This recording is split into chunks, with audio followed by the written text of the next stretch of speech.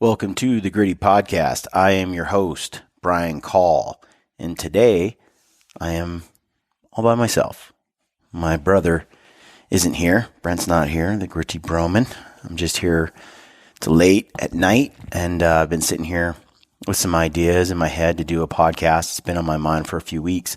And, on the Gritty Podcast, we talk often about personal responsibility, accountability, hard work, developing grit. It's been a recurring theme on the Gritty Podcast to take ownership of your life, be responsible, have personal accountability, and you can achieve great things through persistence, never quitting, working hard. So here goes. I'm going to tell you a little bit about myself, some things I've never shared on the podcast before. Those who grew up with me in elementary school, high school, they know this about me, most of them. But most of you don't, because I've never really spoken about it. When I was growing up, I hated losing. I hated it. I think that's one reason why I hate board games and games today that are mostly games of chance, because I can't control the outcome, and I can't stand losing. So I have no control over whether I can win or lose in these games of chance, and I might lose, and I don't like losing. So it's really not a fun thing for me to do games. So unless there's a game like chess or checkers or something where you're pitting your skill against someone else and you're using your intellect or your, maybe your poker face to sort of outplay someone else, that appeals to me. But games of chance, I cannot stand. And losing, I can't stand. When I was in elementary school, we would play dodgeball or we would play Foursquare, or even horse. We'd play these different games, but I was pretty sensitive. And we'd play these games, and when I lost, it just tore me up. I just hated losing. And so sometimes I'd lose, and the kids would tease me, pick on me, and just say, "Oh, you lost again. Oh, poor you." And it was hard. I was a sensitive kid too, so it didn't take much to make me cry. And so when I lost, it bothered me. Then I would sometimes cry about losing. And the two things, I didn't want to cry, but I did. I'd be so mad, and I'd get into these fights with some kids because they teased me because I cried, because I lost. It was a horrible cycle. And, that competitive drive never really left. And when I got into high school, I was a kid who was growing up out in the sticks. I was playing outside. I was climbing trees, catching crawdads, riding horses, and doing outdoor stuff in the woods, mostly riding bikes, on trails and just doing outdoor kind of things. Catching salamanders and frogs and so on. And I was really, really into just being outside and goofing around and doing outdoor stuff, hunting, fishing. So I went from the country to high school. When I got to high school, I wanted to fit in. I wanted to compete. I wanted to be kind of in that in crowd. And I really liked basketball. And I enjoyed playing the game. I was obsessed with Michael Jordan. It was right at that time, Larry Bird, Magic Johnson, and that dates me. That's right when I was, following along, and I was seeing these basketball players. And my dad played basketball in high school, and I was really interested in basketball, but I had never really played. I mean, when you grow up in the woods, there's not a concrete, But I thought, I'll go out and I'll try out for sports. So I go out and I tried out for the basketball team, and I was physically capable, but I hadn't done it. I hadn't really played at that level. And the coach was like, you're a fit guy and you're strong and you're quick, but you're not. You don't know what you're doing, and you haven't honed any skills. And so he cut me. I didn't make the team my freshman year. So that really bothered me. I'm competitive. I didn't like not making that team. And I knew that I could, if I really worked at it, I could make that basketball team and be a good player. But I knew I had a lot of work to do. So I went to my parents and I told my parents, look, I really want to do this. Like by this time next year, I want to be so good that I'm on the team. And so they found a coach for me that would coach me all the time. And that coach came to me and he's like, look, if I'm going to do this and I'm going to coach you, between now and next year's season, then I want you to know that it's the 3 B's. It's bed, basketball, and books. That's it. All you're going to do is sleep, you're going to do basketball, and you're going to study. That's it. Bed, basketball, and books. And I was like, okay, I'm in. I'll do it. I'll do whatever. And this coach crushed me. The drills he had me do, he had me work with him one-on-one all the time. He's a big dude. He was a good coach. And we would go to the high school gym. He had keys. He'd get in because he was an assistant coach for the main team. So my parents were paying him on the side to coach me. And he was an ex-collegiate basketball player, had gone to state in the high school level. And so he worked me, and I remember just sweating like crazy. I'd do practice with him for 3 hours. He would drill me, and then I would go home, do my homework, go to bed, get up, next day go to school, and then go and practice, and then homework and bed, and it was just this cycle. And I put all my heart and soul into this to get to be better. And the whole time I was practicing with him, one of the things that motivated me was beating those guys that beat me the year before. Like, all I wanted to do was be the one that made the team and dominated the rest of them. And that drive, whether it was right or wrong, it was there. And I pushed myself really hard in those practices to prove myself, not just to other people, but also to myself. Sure enough, the next year came around and I went and I tried out and I made the basketball team. And then I played throughout high school. And that kept me out of trouble, for one, because I was busy playing basketball all the time, which was part of my mother's devious plan, was keep me so busy that I couldn't get into trouble. Couldn't get in trouble with girls or drugs, drinking, parties, or anything else. I was too busy playing basketball or doing homework or being at home. I just didn't have time to get into trouble. And basketball became such an obsession because it was like the goal. And I loved competing. I just wanted to win games. I wanted to get down, and anyone who knows me or grew up with me knows that I'm competitive in that way. And, when we're playing basketball, I'm pushing, shoving, knocking people down. I like to really get rough down in the paint and drive to the hoop. And I like to take on guys twice my size, and I'm very strong for my size. So, it was, people underestimated that and tried to push me off the block. They couldn't do it. It was always kind of a surprise for people. And I was pretty quick. So I loved the game, and that's what I did. And that taught me to, with that hard work, that I could do things if I put my mind to it, if I put the effort into it, and I could be good at it. I went from being really not any good at all to being a dominant player in a year or so. And then from there, developing after that, and then carrying that all through, my life. I played basketball in city leagues and, every chance I could get, just because I love the competitive aspect of it. Now, like when I go hunting, there's a part of it, I'm competing more or less with myself.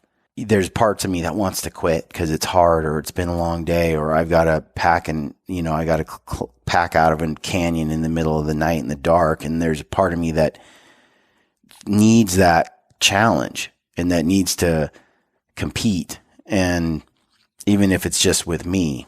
And, but what I learned at that young age was hard work, persistence, accountability, owning. If I didn't make the team, that was all on me. That was all on me. That was because I didn't try hard enough. I didn't work hard enough. Coach didn't really like me. Never really liked me. But he couldn't really deny that I was a good player, and he needed me, especially on defense. And so it became, there were things that held me back, or that could have prevented me from getting where I wanted to be. And I could have at any time said, this is stupid, and bailed out, but I didn't. I just overcame each of those obstacles. And I can say throughout my whole life that there have been times when I've had things in front of me that got in the way, obstacles, and I just tried to find ways around them. Anytime I feel like, oh, that can't be done, I'm like, no, it can be done. Let's find a way. Let's find a way. And a lot of time on these hunts that I go on, it feels like, oh, it's going to end in failure. And my attitude is, nope, I'm going to find a way. I'm going to find a way. And I push through that. And so I feel like a lot of what I believe in is the individual and my individual responsibility, ownership, sink or swim. It's kind of in my entrepreneurial DNA. My makeup is, hey, sink or swim, this brand, this gritty podcast, film, this is all me. If I fail at it, I don't get paid. I don't produce content. I don't grow. I don't give people what they're looking for. I don't add value. I got to go find a different job.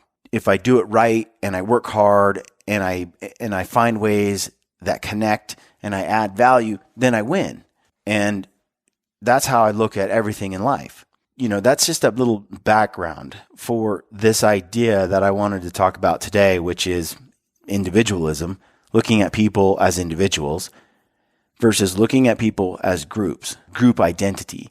And these ideas are really important to me. They're sort of foundational for what I believe. And I'm seeing a lot of ideas out there that are contrary to the foundations of what I see as truth. Imagine you're on a trail. You're hiking down a trail, okay? And you've got a map. Let's say you have your map. It's in your pocket. You got your OnX, let's say, and it's sitting there. And you're going down a trail, and you're looking at this trail. Now the trail is you're going 10 miles in, okay? You've never been here before, and you come across this trail, and you look, and you're like, okay, I can go left or I can go right. And you look right, and you're like, man, as far as I can see, that sucks. That trail looks bad. I look left, though, and everything looks great as far as I can see. If you don't pull out your map and you don't look at where the trail ends or what you have to go through over that 10-mile course, in other words, if you don't look ahead for where your trail leads you to or what you have to go through to get to where you need to go, then you could be making the wrong choice.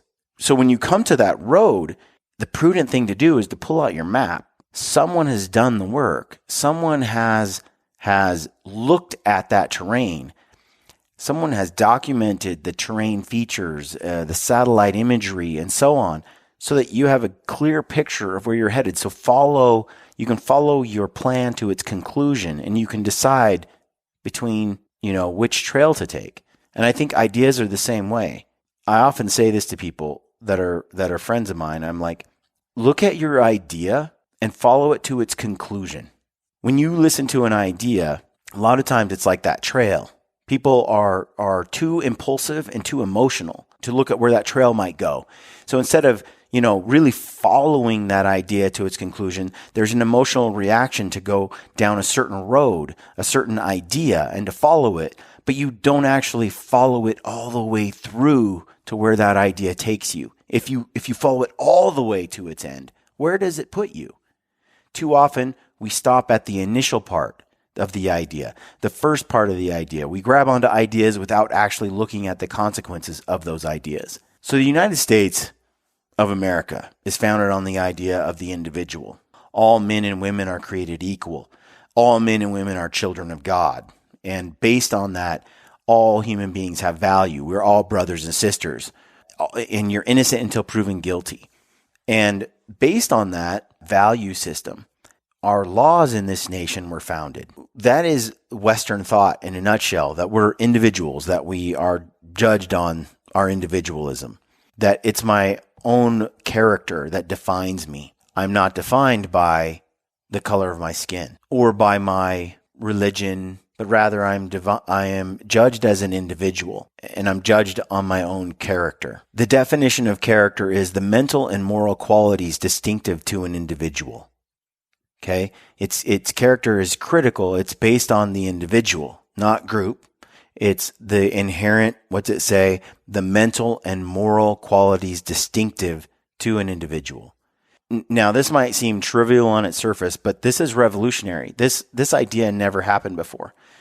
And the opposite of being judged by your individualism is being judged in a group, by your identity, by a group identity. So the individual doesn't matter. There's a quote in the book, The Gulag Archipelago, written by Alexander Solzhenitsyn, where he describes the Soviet Union. And for those of you who aren't aware of this work, Alexander Solzhenitsyn survived the gulags, or it's sort of like Nazi Germany's concentration camps for Jews. The Soviet Union had a similar sort of extermination process for eliminating people who were in opposition to the party, to the powers that be. And the Gulag was a series of basically prison camps, death camps, where people got sent and worked and so on. And millions and millions upon millions of people died in these camps. More so died there than Jews died in Nazi Germany in the Holocaust. It was an atrocity against humankind. He writes in this book, which was sort of an expose of the camps after he came out of it. In a pre-Soviet Union, what you had was a group of people who were considered the oppressor versus the oppressed, the bourgeoisie versus the proletariat being the working class and the bourgeoisie being the ruling class or the owning class.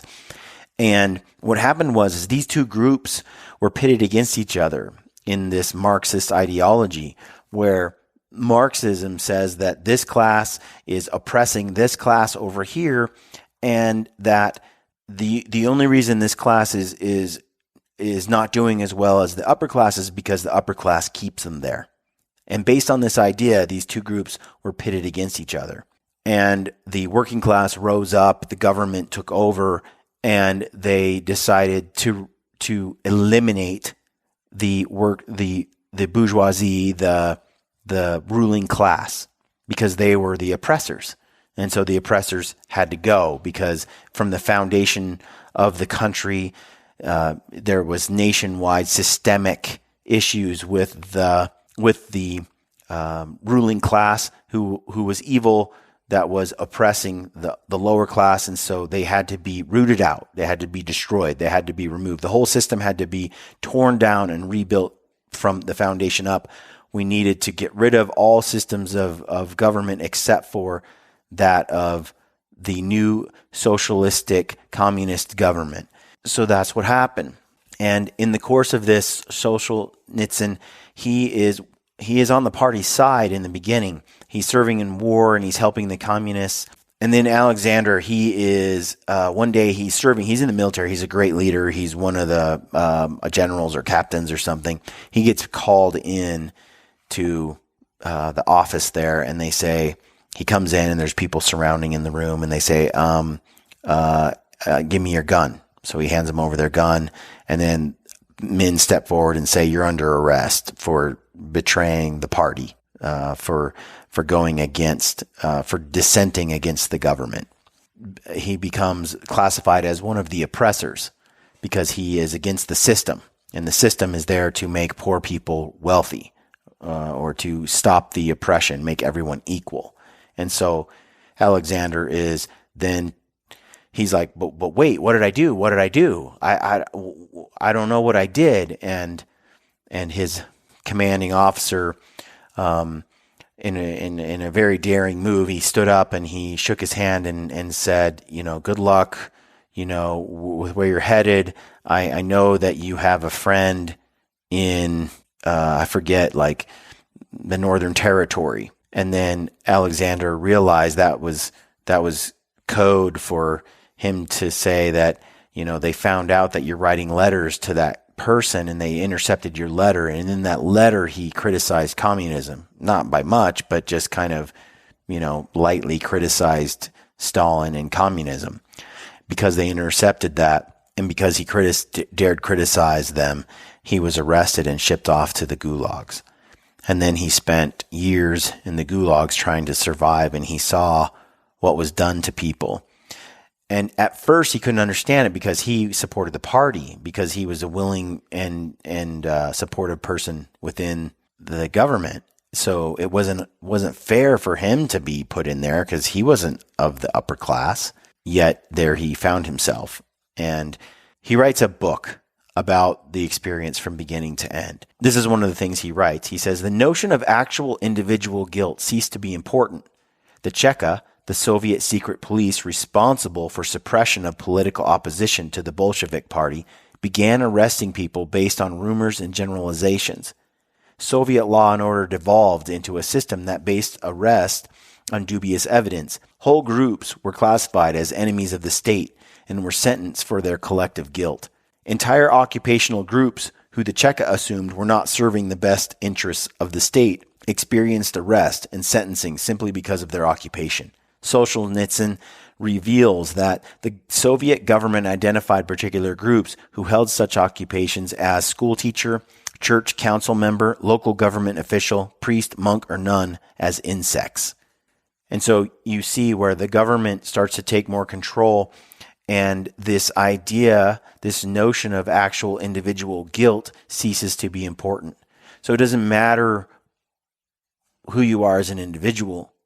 What matters is what group you're associated with. What matters is whether you are an enemy of the state is dependent upon what your job was. Dependent on whether you were of the ruling class or the low class. That's it.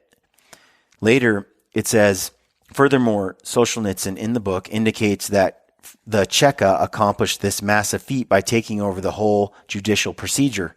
It would have been impossible to carry out this hygienic purging, especially under wartime conditions, if they had to follow outdated legal processes and normal judicial procedures. And so an entirely new system was adopted. The Cheka became the all-powerful. Within that organization, they led the investigation, the arrest, the interrogation, the prosecution, the trial, and the execution of the verdict. Basically, they were judge, trial, and jury all in one. I've read the book Man Search for Meaning probably over 100 times. I mean, that's no joke. It's written by Viktor Frankl, and he's a Holocaust survivor of Nazi Germany, a Jew. It's a warning to me of what life could be like if people follow bad ideas, and it makes me grateful for the country I live in and the time I live in.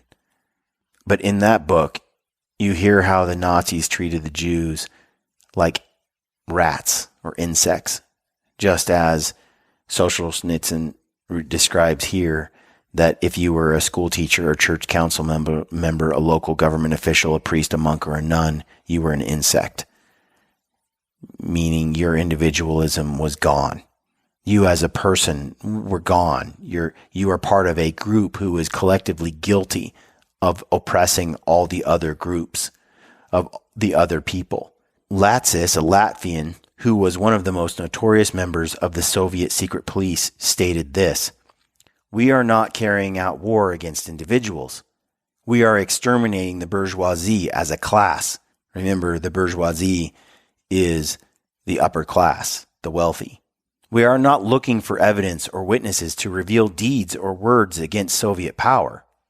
The first question we ask is, to what class does he belong? What are his origins, upbringing, education, or profession? These questions define the fate of the accused. This is the essence of the Red Terror." That's a direct quote from one of the leaders in charge of the Soviet secret police. The whole philosophy is not, as he says, not about the individual. We're not carrying out war against individuals. We're exterminating the bourgeoisie as a class. We're not looking for evidence or witnesses to reveal deeds or words. The first question is, what class does he belong to? What group is he in? So let's read a little bit more about what Hitler said about the Jews and Joseph Goebbels. Joseph Goebbels says, "Humanity would sink into eternal darkness. It would fall into a dull and primitive state were the Jews to win this war.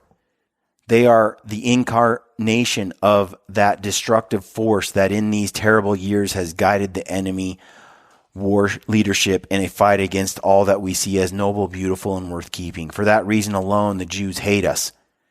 They despise our culture and learning, which they perceive as towering over their nomadic worldview.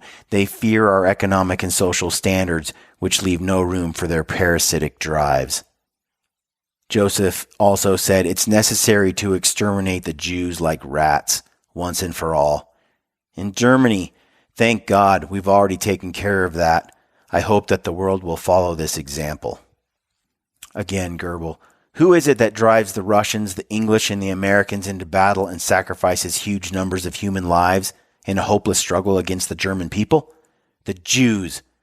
Their newspapers and radio broadcasts spread the songs of war, while the nations they have deceived are led to the slaughter.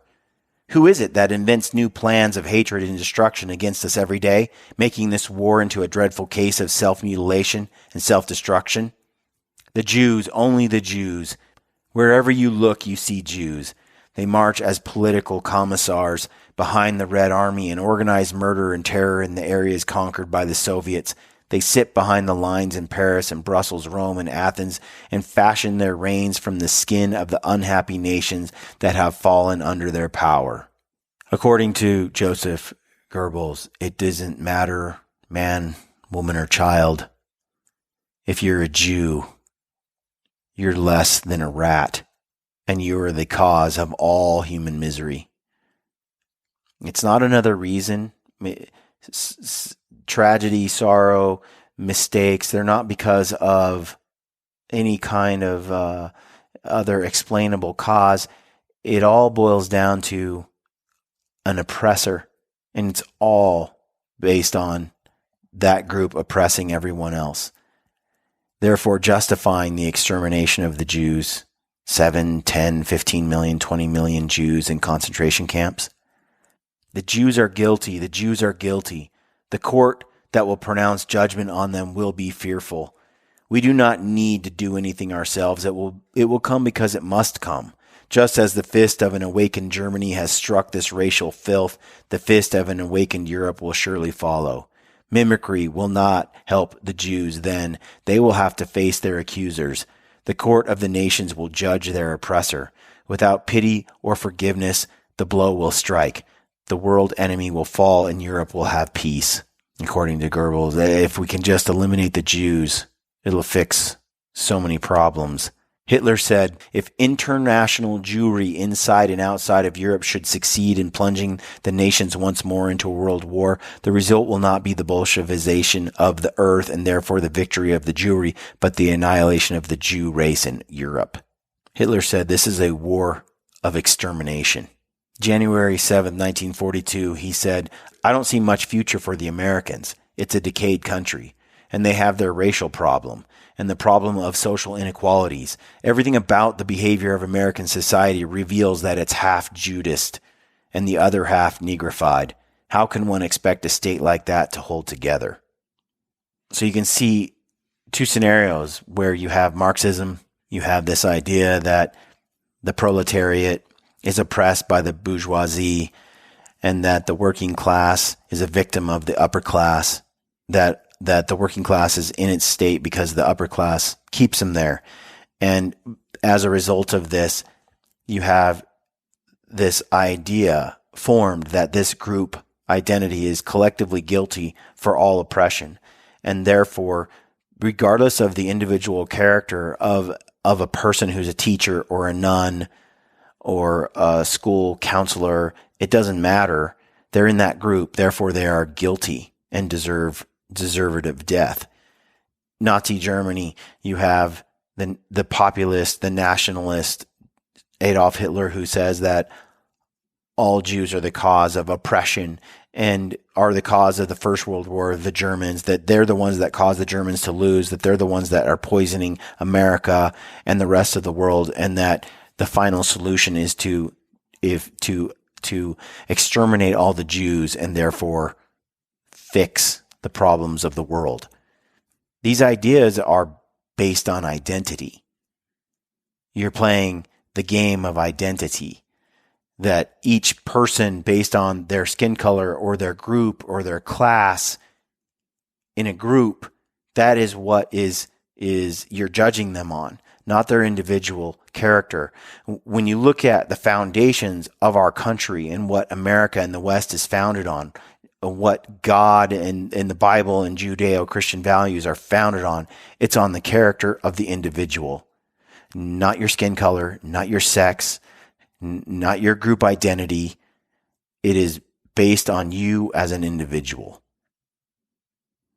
So there's this old folk tale. It goes like this. A group of Nazis surrounded an elderly Berlin Jew and demanded of him, "Tell us, Jew, who caused the war?" The little Jew was no fool. "The Jews," he said, then added, "and the bicycle riders." The Nazis were puzzled. "Why the bicycle riders?" "Why the Jews?" answered the little old man. And I think that I find that very interesting, because to the Jew, who is an individual, who is just who he is, based on his own character and own merits, saying that the bicycle riders caused the war is just as arbitrary as saying Jews did. But to this group of Nazis, it makes perfect sense that it's the Jew that caused it. And you have this idea because one is possessed by the idea of group identity, and the other understands that people are individuals. And so you can see where the idea of group identity takes you. So which is it, the individual or the group that matters most? Where do you stand? Do you judge a person on their individual character, or do you judge them based on their skin, their identity, their group, their sexual orientation, their sex? In 1940, after Germany invaded the Netherlands, Anne Frank and her family couldn't leave the country, so they decided to hide in a warehouse in an attempt to escape the persecution of the Jews by the Nazis.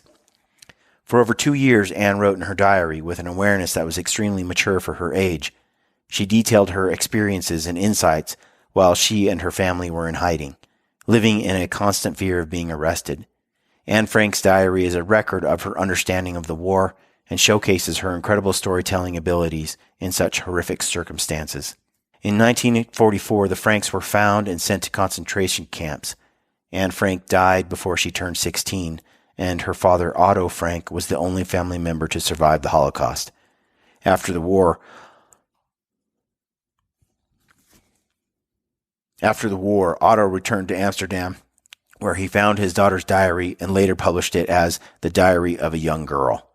Here are some quotes that Anne Frank wrote. She writes, "I keep my ideals because in spite of everything, I still believe that people are really good at heart. How wonderful it is that nobody need wait a single moment before starting to improve the world. No one has ever become poor by giving. I don't think of all the misery, but of the beauty that still remains. Whoever is happy will make others happy too. Think of all the beauty still left around you and be happy. Parents can only give good advice or put kids on the right paths, but the final forming of a person's character lies in their own hands. Laziness may appear attractive, but work gives satisfaction. We all live with the objective of being happy. Our lives are all different and yet the same. Whoever doesn't know it must learn and find by experience that a quiet conscience makes one strong. The best remedy for those who are afraid, lonely, or unhappy is to go outside, somewhere where they can be quite alone with the heavens, nature, and God. In the long run, the sharpest weapon of all is a kind and gentle spirit. The good news is that you don't know how great you can be, how much you can love, what you can accomplish, and what your potential is. Those who have courage and faith shall never perish in misery. Dead people receive more flowers than living ones because regret is stronger than gratitude. I can't imagine how anyone can say, I'm weak, and then remain so. After all, if you know it, why not fight against it? Why not try to train your character? I must uphold my ideals, for perhaps the time will come when I shall be able to carry them out. And I'll end with this final quote from Anne Frank, where she said, "Human greatness does not lie in wealth or power, but in character and goodness." That quote right there, human greatness does not lie in wealth and power, but in character and goodness. That is the opposite of Marxism. But like literally the opposite. Human greatness isn't about the oppressed or the oppressor. It's not about power. Human greatness doesn't lie in wealth or power, but in character and goodness. Character, the very definition of character, is dependent on the individual. The individual is what matters. The individual's character and goodness.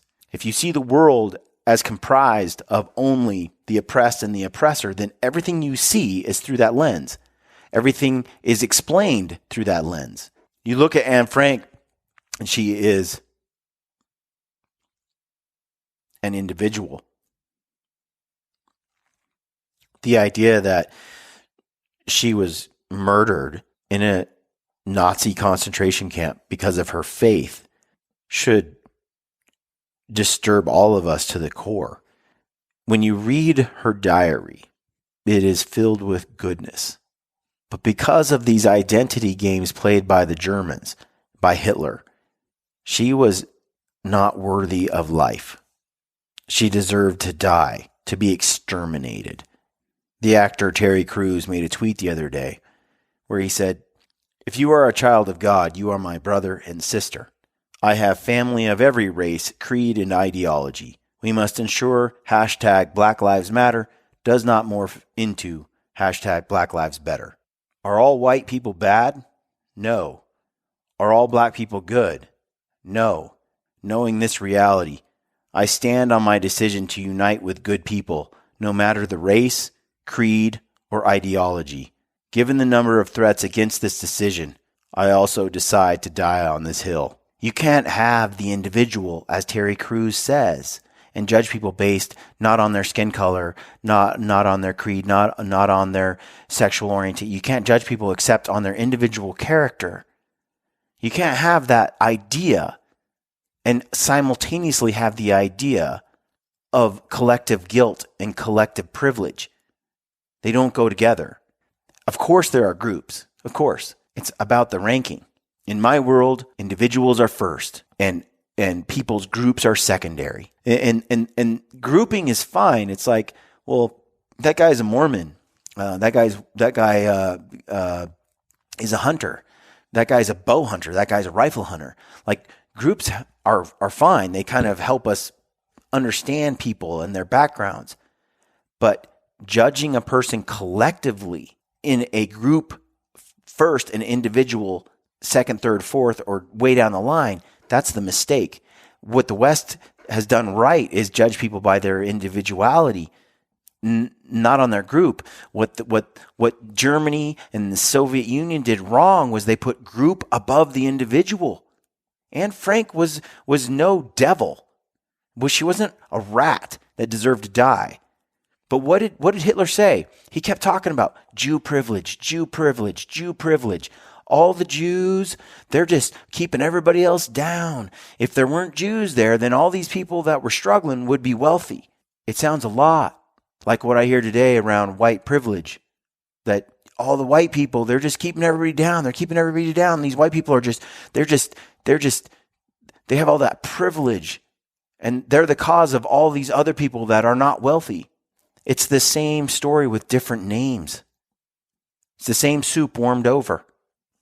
If you want to talk about privilege, I am okay with that.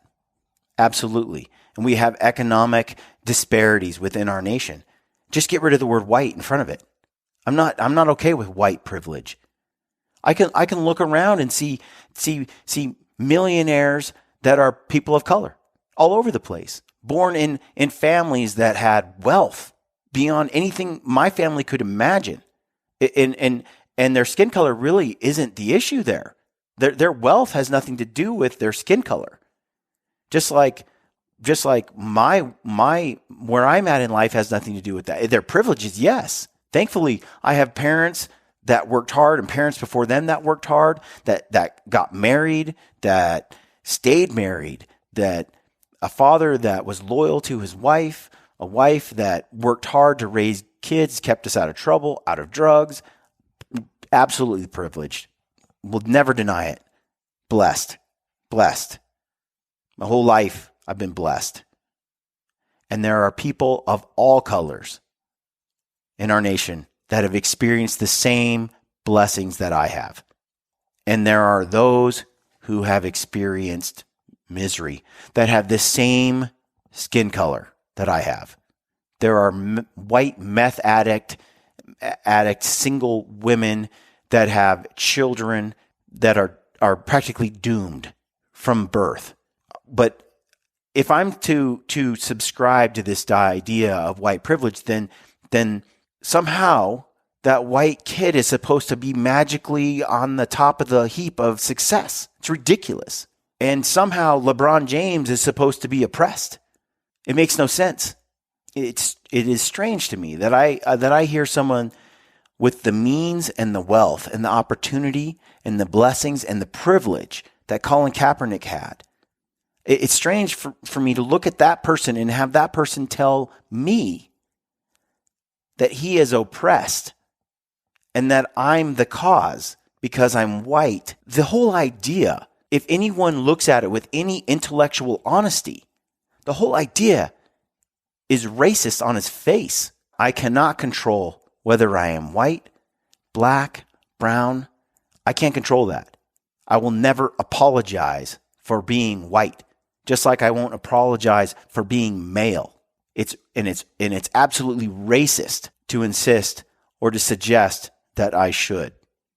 I want to read to you a quote by Marcellus Wiley, who's an ex-NFL player, commentator, and he was asked if it was a good idea for the NBA to paint Black Lives Matter on the basketball courtroom floor.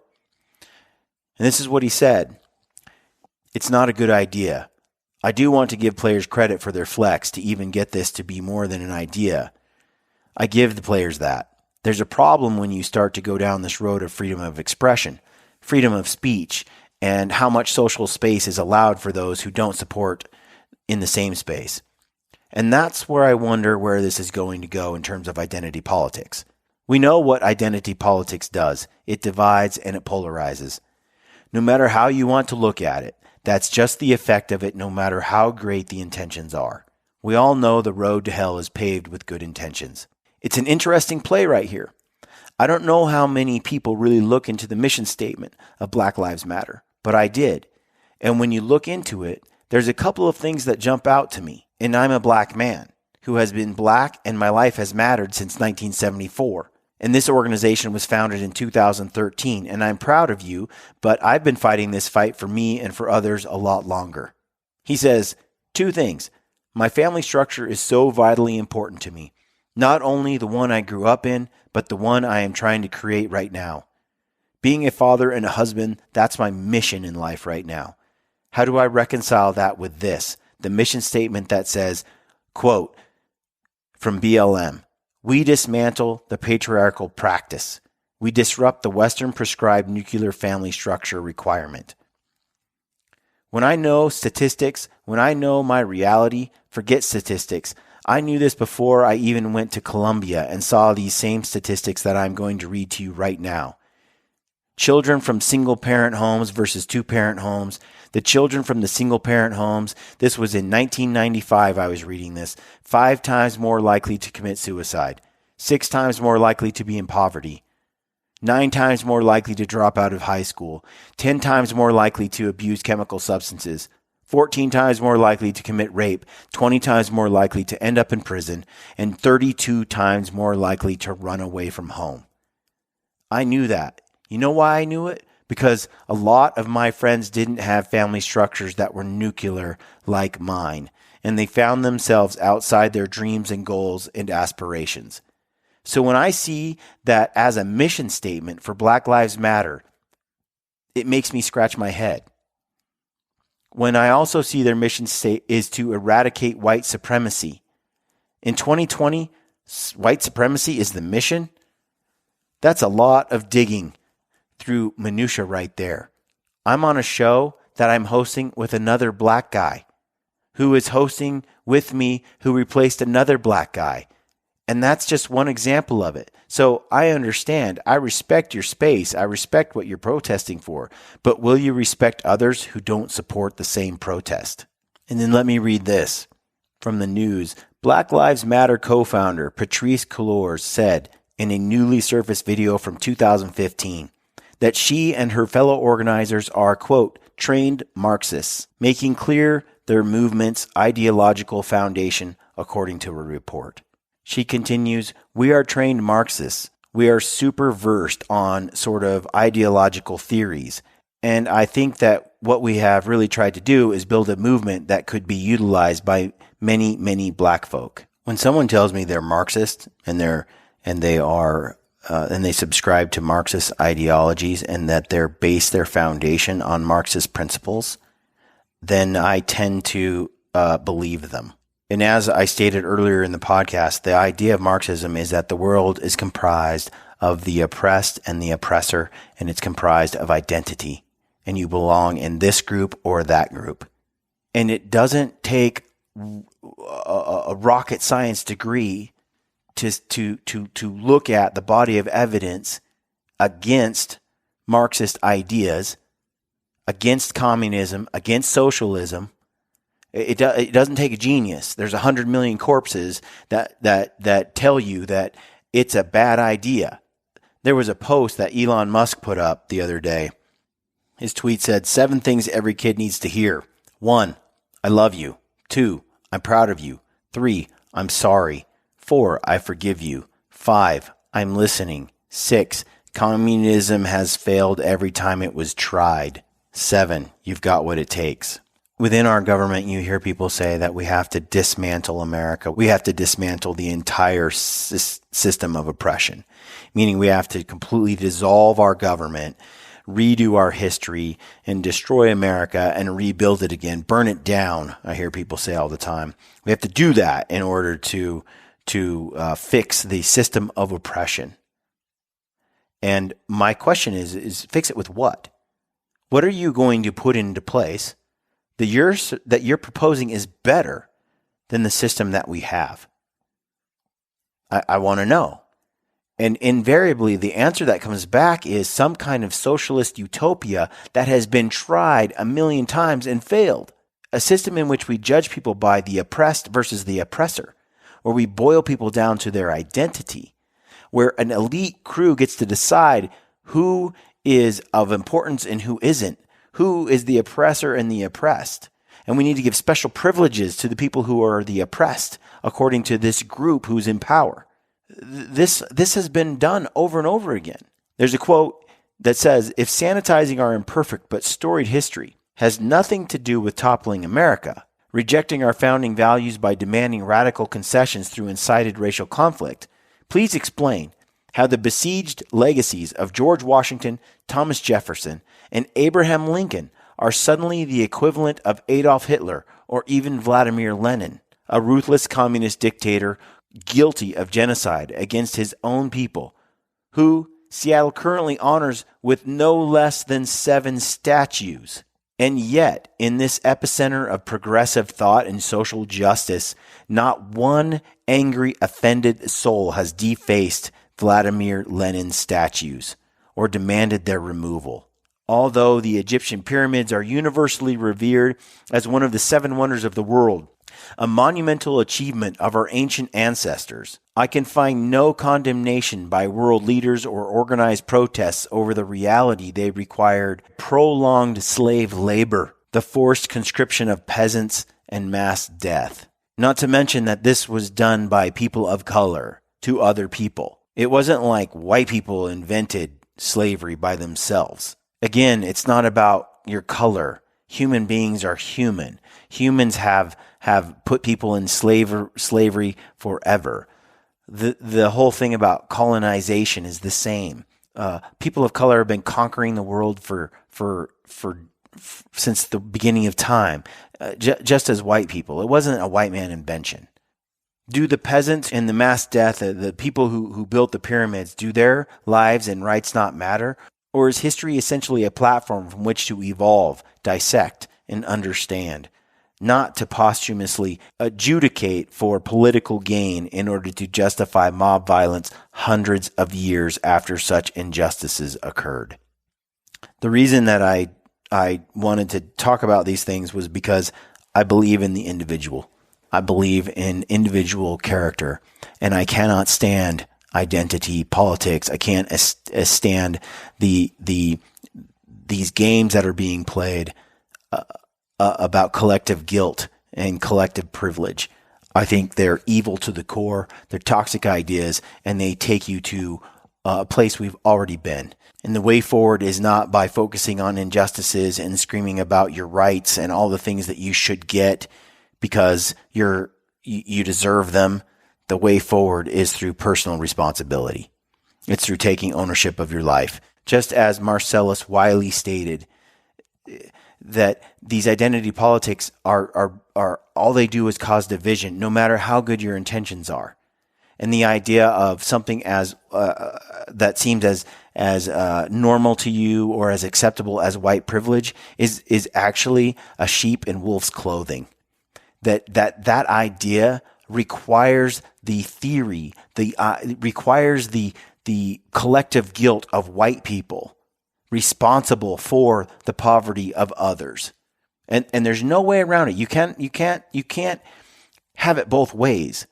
That people are individuals, that they're also all guilty because of their skin color. You have to decide what philosophical view you're going to go through this world on, and then you're going to have to stick by it. And I'm like Terry Crews. I'll die on this hill. It's the individual. I do not see color. Your color does not matter to me. Never has, and it never will.